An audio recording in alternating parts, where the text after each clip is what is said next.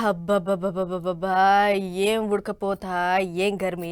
పంక 5 మీద పెట్టినా గూడా గాలి ఏమాత్రం వస్తలే.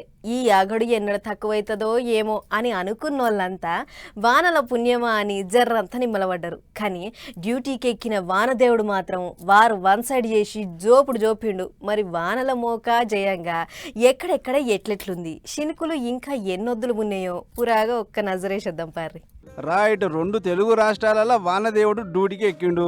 శుక్రవారం పొద్దుగా సరిచి కొడితే పట్నాలు పల్లెలనే తేడా లేకుండా తడిసి ముద్దయినాయి. ఇక చూడురే నాగర్ కర్నూలు జిల్లాల వాగులు ఎట్లా పొంగుతున్నాయో. వరద మోక అంతకంతకు వేరుగా అచ్చంపేట మండలం చౌటపొల దిక్కు రోడ్ డ్యాం పరిస్థితి గిట్లుంది. 2 వద్దుల సంధి తెంపు లేకుండా పడ్డ వానలకు పొంగుడు పొంగితే చౌటపొలికించి తండాకు పోయే తోవ పురా అగబందైంది. దీంతో చిన్న వాన పడ్డా సుత మాకు ఎప్పుడు ఇదే బాధ, జర బిర్జేరి సార్ అని అడగబట్టిండు ఆ ఊరి సర్పంచ్. ఇక ఇదిట్లుంటే మొన్న పాత బస్తీల వానలకు కరెంటు షాట్ కొట్టి 2 తమ్ముళ్ళు జీవిపోయింది కదా. అవొక ముచ్చట మరొక ముందే అల్వాల ఇంకోటి కరెంట్ అధికారుల లాపరో చేయంగా షాట్ కొట్టి తండ్రి బిడ్డలు చచ్చిపోయారు. ఈడికే వడవలే అత్తాపూర్ పిల్లర్ నెంబర్ 245 కాడ పైనుంచి వరద మోటార్ పోసినట్టే పోసింది. సీన్ కార్డ్ చేస్తే బిర్జి కింద ఉన్న ఈ ఫంక్షన్ హాల్ మొత్తం స్విమ్మింగ్ పూల్ అయింది. అప్పటికేదో దావత్ నడుస్తుంటే వరద చూసి వచ్చినంతా పరిచాను. దీంతో మాఫ్కారాలు అందుకొని నీళ్ళని సాఫ్ చేసిరు పనోళ్ళు. ఇదిట్లుంటే పడ్డది గింతంతే వానే గాని బేగంపేట రైల్వే స్టేషన్ సుత కురిసింది.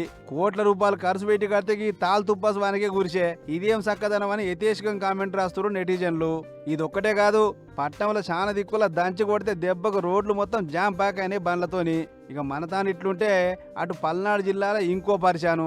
శుక్రవారం అర్ధరాత్రి దంచి కొడితే తెల్లారేటి వరకు సత్యనపల్లి మొత్తం సత్యనాశ అయింది. ఇక చూడరే వరద ఎట్లా ముంచిందో. ఇండ్లు దుకాణాలు పొలాలు ఆయన ఒక్కటైనాయి. డ్రైనేజ్ నీళ్లు ఇండ్లలో చేరి సరుకు సామాన్లు సక్కులం ఖరాబ్ చేస్తే జనాలది ఒక దిప్పల కాదు. ఏదేమైనా రాబోయే 2 వద్దులు వానలు గట్టిగానే ఉన్నాయట.